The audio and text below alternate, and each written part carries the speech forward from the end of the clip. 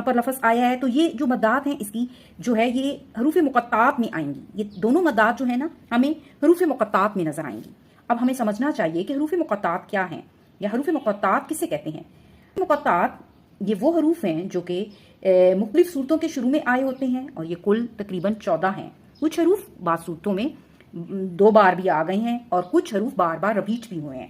ٹھیک ہے، جیسے الف لام میم اور ہا میم 1 سے زیادہ صورتوں کے شروع میں آئے ہیں.